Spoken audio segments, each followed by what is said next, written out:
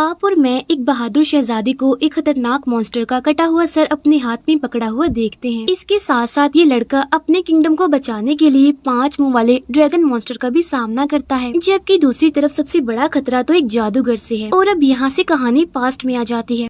एक रात घने जंगल में एक जादूगर जिसका नाम लिजार होता है, वो एक मेडन यानी एक अनमैरिड लड़की को जंगल में लेकर आता है और उसके हाथ पाँव को बांध देता है। वो जादूगर लिजार इस लड़की को यहाँ इसीलिए लाया था ताकि वो 2 मून्स की मिलने वाली रात को इस लड़की से शादी कर ले और फिर उनका जो बच्चा पैदा होगा वो सारे किंगडम्स को हरा देगा, जिसकी वजह से जादूगर लिजार पूरी दुनिया पर राज करेगा। और ये रात भी 2 मून्स की मिलने वाली रात थी और ये उसके लिए एक अच्छा मौका था। लेकिन तभी वहाँ पर एक किंगडम का प्रिंस पहुंच जाता है जिसका नाम फेबियस होता है और वो इस जादूगर को तीर मारकर उसे हरा देता है। फिर वो प्रिंस और उसके सारे सोल्जर्स उस मेडन को सही सलामत आजाद कर लेते हैं। इसके बाद हमें बताया जाता है कि ये कहानी 100 साल के बाद रिपीट होती है और अब सीन चेंज होकर आता है सीधा 100 साल के बाद, जहाँ पर हमें एक किंगडम दिखाया जाता है जहाँ पर किंग के 2 बेटे होते हैं। एक का नाम होता है फेबियस और एक का नाम होता है थेडियस। फेबियस वही जिसने लिजार को हराया था और यहाँ पर हम फेबियस के बारे में और ज्यादा जानते हैं। फेबियस गुड लुकिंग होने के साथ साथ एक काफी बहादुर प्रिंस है क्योंकि उसने बहुत सारी वॉर्स जीती हैं। लेकिन इसके मुकाबले में उसका भाई वैसा नहीं होता जैसा कि फेबियस होता है, वो उसके बिल्कुल ऑपोजिट होता है। इसीलिए सभी लोग फेबियस को काफी पसंद करते हैं लेकिन थेडियस को कोई पसंद नहीं करता। यहाँ तक कि किंग भी उससे बहुत नालायक समझते हैं और वो समझते हैं कि वो तो बिल्कुल बेकार इंसान है। एक दिन हम देखते हैं कि फेबियस अपनी एक और जंग जीत कर किंगडम वापिस आता है। असल में यहाँ पर फेबियस ने किसी और को नहीं बल्कि जादूगर लिजार को हराया होता है और वो जादूगर के एक साथी का सर भी काट कर अपने साथ सबूत के तौर पर लाया होता है। यहाँ पर जादूगर लिजार की उसे डिफीट की बात हो रही है जिसे हमने मूवी के स्टार्ट में भी देखा था। फिर फेबियस वो कटा हुआ सर सबको दिखाता है क्योंकि लिजार उनका बहुत पुराना दुश्मन भी होता है और वो हमेशा ही उनके किंगडम को नुकसान पहुँचाने में लगा होता है। अब फेबियस की इस बहादुरी पर सब लोग उसकी बहुत तारीफ करते हैं। दूसरी तरफ थेडियस को किंग ने जो काम दिया होता है वो उसमें कामयाब नहीं होता, इसी वजह से वो काफी अपसेट होता है। फिर फेबियस वहाँ पर मौजूद लोगों को स्पीच देता है। इन सब चीजों से थेडियस को थोड़ा बुरा भी फील होता है। अब यहाँ पर फेबियस उस मेडन को भी अपने साथ लाया होता है जिसे कि उसने बचाया था। वो मेडन बहुत खूबसूरत होती है। फेबियस उसे अपने फादर यानी किंग से भी मिलवाता है और फेबियस उसकी बातों से काफी इम्प्रेस होकर उसे पसंद करने लगता है। इसी वजह से वो उसे शादी के लिए प्रपोज कर देता है। खाने के दौरान फेबियस थेडियस की भी काफी तारीफ करता है। वो उसे काफी मोटिवेट भी करता है कि तुम जो चाहो कर सकते हो, तुम्हारे अंदर भी वो एबिलिटीज पाई जाती हैं जो मेरे अंदर है। अगले दिन थेडियस फेबियस के एक नाइट की बातों को सुन लेता है जो कह रहा था कि थेडियस बहुत ही बुज़दिल और बेकार इंसान है, साथ साथ वो बेवकूफ भी है और वो ये डिजर्व ही नहीं करता कि वो किंग बने, वो किंग बनने के लायक है ही नहीं। ये सुनकर थेडियस को और ज्यादा बुरा लगता है और उसे काफी गुस्सा भी आता है। इसीलिए वो नाराज होकर पैलेस से चला जाता है। उधर पैलेस में फेबियस की शादी का फंक्शन चल रहा होता है जहाँ पर फेबियस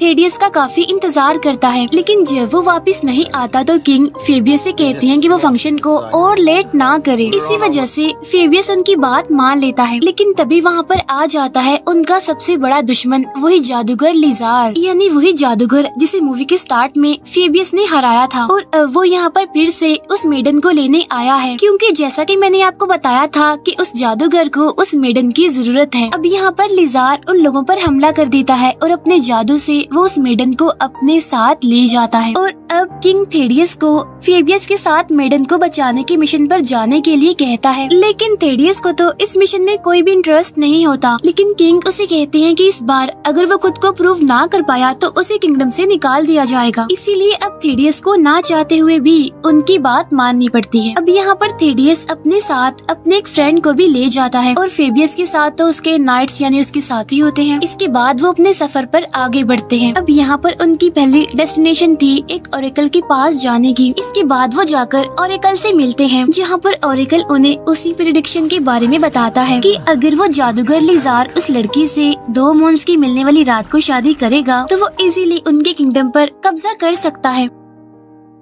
तब फेबियस उससे पूछता है तो फिर अब हमें क्या करना चाहिए। तब वो ऑरिकल उन्हें एक मैजिकल ब्लेड के बारे में बताता है जो कि एक यूनिकॉर्न की हॉर्न यानी सींग से बना होता है। उसकी हेल्प से वो लिजार को इजीली हरा सकते हैं, लेकिन उस ब्लेड को ढूंढना आसान नहीं है क्योंकि उसको एक बहुत ही खतरनाक जगह पर छुपाया हुआ है। इसीलिए उन्हें काफी ध्यान रखकर काफी संभल कर वहाँ पर जाना होगा। साथ ही साथ वो ऑरिकल उन्हें एक मैजिकल कंपास भी देता है जो कि उन लोगों को उस जगह तक ले जाने में उनकी मदद करेगा। एनीवे, वो सब लोग वहाँ से निकलकर आगे बढ़ते हैं। काफी दूर जाने के बाद वो एक जगह पर कैंप लगाते हैं, लेकिन तभी हम देखते हैं कि फेबियस के आदमियों में से एक बूढ़ा आदमी भी है जो कि उन लोगों से छुपकर एक जगह पर कुछ स्पेल्स को पढ़ने लगता है, जिसकी वजह से वहाँ पर एक आदमी का शैडो बन जाता है। और ये शैडो किसी और का नहीं बल्कि उसी जादूगर लिजार का था। यानी इसका मतलब ये है कि ये बूढ़ा आदमी यानी जो कि फेबियस का साथी है वो असल में लिजार के लिए काम करता है, उसके साथ मिला हुआ है और वो लिजार को अपना मास्टर कहता है। यहाँ पर लिजार उस बूढ़े आदमी को ऑर्डर देता है कि तुम फेबियस को जल्दी से मेरे पास ले आओ ताकि वो भी तो ये देखे कि मैं उसकी होने वाली वाइफ के साथ क्या करने वाला हूँ। अब ये सब कुछ वहाँ पर खड़ा हुआ थेडियस का फ्रेंड सुन भी लेता है और देख भी लेता है। इसीलिए वो उन दोनों भाइयों यानी फेबियस और थेडियस को इस बारे में जाकर बताता है, लेकिन वो बूढ़ा आदमी फेबियस का खास आदमी था, इसीलिए फेबियस उस पर बहुत बिलीव करता था। इसीलिए फेबियस खुद उसके पास जाकर उसे मिलता है और इस बारे में पूछता है, लेकिन यहाँ पर वो बूढ़ा आदमी भी इस बात से इनकार नहीं करता और कहता है कि मैं लिजार के लिए काम करता हूँ क्योंकि वो तो मेरा मास्टर है। फिर वो उन लोगों को अपने मैजिक से डिस्ट्रैक्ट करके वहाँ से भाग जाता है, लेकिन यहाँ पर थेडियस का फ्रेंड उसे पकड़ लेता है और वो लोग उसे कैंप में ले आते हैं। अब कैंप में आने के बाद फेबियस को एक और शॉकिंग बात पता चलती है कि उसका राइट हैंड यानी जो कि उसका एक वफादार आदमी था वो भी लिजार के साथ मिला हुआ है। वो फेबियस को बताता है कि लिजार ने बाकी सबको मारने और तुम्हें कैद करने का हुक्म दिया है, इसीलिए वो अपने नाइट्स को ऑर्डर देता है फेबियस के साथियों को मारने का। लेकिन वो सब किसी न किसी तरह करके वहाँ से भागने में कामयाब हो जाते हैं, जहाँ पर वो सभी लोग कैरेज की मदद से भाग रहे होते हैं और इसी दौरान उन लोगों की आपस में बहुत फाइट होती है, लेकिन फिर भी किसी तरह ये खुद को बचाने में कामयाब हो जाते हैं। और जब ये बात लिजार को पता चलती है तो उसे बहुत गुस्सा आ जाता है। अब क्योंकि ये लोग काफी थक जाते हैं इसीलिए ये जंगल में एक जगह पर रुक जाते हैं, जहाँ पर फेबियस का पेट क्रो उसके पास आता है, जहाँ पर फेबियस उसके थ्रू अपने फादर यानी किंग को मैसेज भेजता है कि नाइट्स यानी हमारे साथियों ने हमारे साथ ही धोखा किया है, इसीलिए अब किंग उनकी मदद करने के लिए उनके लिए आर्मी भेजे जिनकी मदद से वो लिजार से फाइट कर सके और उसे हरा सके। अभी वो लोग थोड़ा आगे बढ़ते ही हैं कि तभी उनके सामने एक लड़की आ जाती है। अब अकेली लड़की को इतने सुनसान जंगल में देखकर वो लोग काफी हैरान होते हैं, लेकिन इससे पहले कि फेबियस उससे ये पूछता कि वो यहाँ पर क्या कर रही है, वहाँ पर जंगली कबीले के लोग आकर उन्हें पकड़ लेते हैं। उस कबीले का लीडर काफी जालिम इंसान था और वो उन लोगों को एक काफी बड़े और अजीब तरह के जानवर के सामने फेंक देता है। वो जानवर काफी खतरनाक और डरावना था और उसके 5 सर थे। वो जानवर फेबियस को काट लेता है। तब थेडियस के दोस्त को उसका जहर सक करके निकालना पड़ता है और तभी यहाँ पर बड़ी मस्त स्टाइल से एंट्री होती है एक वॉरियर की, जो कि बहादुरी से उस जानवर का मुकाबला करते हुए उसे मार डालती है। बाद में पता चलता है कि वो वॉरियर असल में एक लड़की है और इसका नाम इजाबेल होता है। असल में इजाबेल के फादर को इस जंगली कबीले के लीडर ने मार दिया था, इसीलिए इजाबेल यहाँ पर बदला लेने आई थी उससे अपने फादर की मौत का, और इसीलिए वो उस लीडर को मार डालती है और इस तरह से उन लोगों की जान बच जाती है और वो लोग अपने सफर पर आगे बढ़ते हैं। अब यहाँ पर उन्हें पता चलता है कि इजाबेल को उस मैजिकल ब्लेड तक पहुँचने का रास्ता पता है, जिसके बारे में ऑरेकल ने उन्हें बताया था। इसी वजह से इजाबेल उनकी मदद करने के लिए तैयार हो जाती है। यहीं पर हम नोटिस करते हैं कि थेडियस इजाबेल की तरफ अट्रैक्ट होने लगता है और रात के टाइम थेडियस का दोस्त और फेबियस जब कहीं पर जाते हैं तो उन दोनों यानी थेडियस और इजाबेल में बातें होने लगती हैं, जहाँ पर थेडियस इजाबेल को अपने सफर के बारे में बताता है। अब बातों ही बातों में वो उसे उस कंपास के बारे में भी बता देता है। नेक्स्ट मॉर्निंग जब फेबियस वापस आता है तो वो देखता है कि थेडियस तो सो रहा है और ढूंढने पर उसे वो कंपास नहीं मिलता। इसके बारे में वो थेडियस से पूछता है, लेकिन थेडियस को कंपास का पता ही नहीं होता। साथ साथ इजाबेल भी वहाँ से गायब थी। अब फेबियस थेडियस की इस बेवकूफी की वजह से काफी गुस्सा होता है और काफी डिसअपॉइंट भी, लेकिन वो इस बात को भुलाकर आगे बढ़ने का फैसला करता है और बड़ी मुश्किल से इतना लंबा सफर तय करने के बाद फाइनली वो अपनी मंजिल तक पहुँच जाते हैं।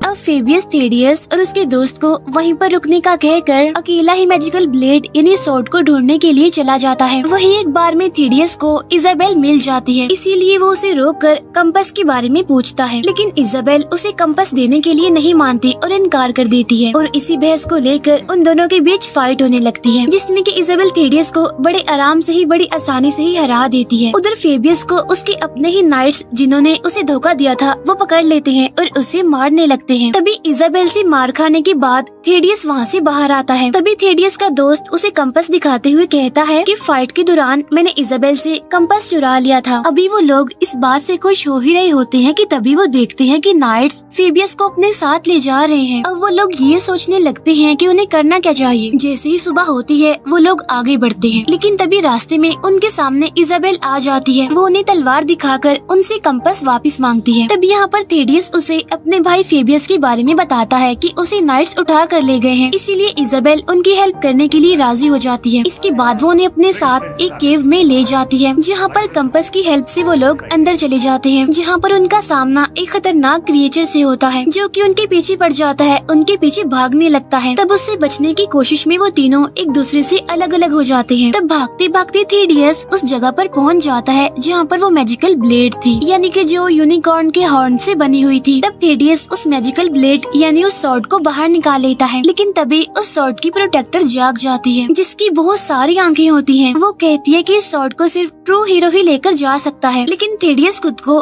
ट्रू हीरो नहीं समझता। तब उसकी इसी फीलिंग को वो प्रोटेक्टर समझ जाती है, इसीलिए वो उसे आजमाने के लिए उसे घर वापस जाने का लालच देती है कि अगर उसका भाई मर गया तो वो ही अगला किंग बन जाएगा, इसीलिए वो ये सब कुछ छोड़कर वापस घर चला जाए। लेकिन थेडियस ऐसा करने से मना करता है और वो अपने भाई फेबियस को ही चूज करता है। फिर वो उस स्वॉर्ड से उस क्रिएचर को मार डालता है और वहाँ से बाहर आ जाता है। साथ साथ वो अपने साथियों को भी बचा लेता है। फिर टाउन पहुँचने के बाद वो एक स्ट्रॉन्ग वॉरियर को अपने साथ जाने के लिए एग्री कर लेता है, जिसके बाद ये चारों फेबियस को बचाने के लिए चले जाते हैं। फिर कुछ टाइम के बाद वो जादूगर लिजार के महल में पहुँच जाते हैं और आज रात भी दो मून्स के मिलने यानी कि करीब आने की रात थी और उसमें बस कुछ ही टाइम बाकी था। यहीं पर हम देखते हैं कि फेबियस को वहाँ पर बांधा हुआ है। तब ये लोग वहाँ पर पहुंचकर बड़ी होशियारी से फेबियस को आजाद करने में कामयाब हो जाते हैं। इसके बाद थेडियस वो मैजिकल ब्लेड यानी ब्लेड ऑफ यूनिकॉर्न फेबियस को दे देता है, जिसकी मदद से फेबियस लिजार से फाइट करने लगता है। मीनवाइल बाकी साथी नाइट्स और लिजार के साथियों से फाइट करने लगते हैं और इस तरह से उनके बीच एक वॉर होने लगती है। इतनी ही देर में दो मून्स एक दूसरे के करीब आकर मिल जाते हैं, जिसकी वजह से लिजार की पावर्स और ज्यादा स्ट्रॉन्ग हो जाती है। लेकिन तभी फेबियस बड़ी समझदारी से ब्लेड ऑफ यूनिकॉर्न की मदद से लिजार को जान से मार देता है और इस तरह से वो उस मेडन यानी फेबियस की होने वाली वाइफ को बचाने में कामयाब हो जाते हैं। अब सब कुछ खत्म होने के बाद इजाबेल के भी वापस जाने का टाइम हो जाता है, इसीलिए थेडियस बहुत उदास था। इजाबेल भी उसे कहती है कि मैं भी हमेशा तुम्हें याद रखूंगी, कभी भी नहीं भूलूंगी। इसके बाद दोनों हीरोज यानी फेबियस और थेडियस वापस अपने किंगडम आ जाते हैं और पूरा किंगडम उनके जीतने पर, उनकी वापसी पर खुशियाँ मना रहा था। साथ साथ वो खुद भी काफी खुश थे। किंग भी थेडियस की बहादुरी पर काफी खुश थे कि उसने खुद को प्रूव करके दिखा दिया है और थेडियस भी बहुत ज्यादा खुश था। इसके बाद फेबियस और उस मेडन की शादी हो जाती है। फिर कुछ दिन बाद थेडियस जब रात को अपने रूम में अकेला होता है तब उसे वहाँ पर किसी की प्रेजेंस का एहसास होता है, जो कि और कोई नहीं बल्कि इजाबेल होती है। वो थेडियस को बताती है कि मैं आज तक तुम्हें नहीं भूली और मैंने तुम्हारे बारे में सोचना भी कभी नहीं छोड़ा। थेडियस भी उसे वहाँ पर पाकर बहुत खुश होता है। यहाँ पर इजाबेल थेडियस को अपने कर्ज के बारे में बताती है कि मुझे एक विच ने कर्ज दिया हुआ है कि मैं किसी के साथ भी रिलेशनशिप में नहीं आ सकती और उस विच को मार कर ही हम दोनों एक हो सकते हैं। अब इजाबेल अकेले भी उस विच को मार सकती है, लेकिन वो चाहती है कि थेडियस भी उसके साथ चले। तब थेडियस उसके साथ जाने के लिए एग्री हो जाता है। इसके बाद उनका सफर शुरू होता है और इसी के साथ ही ये मूवी यहीं पर एंड हो जाती है।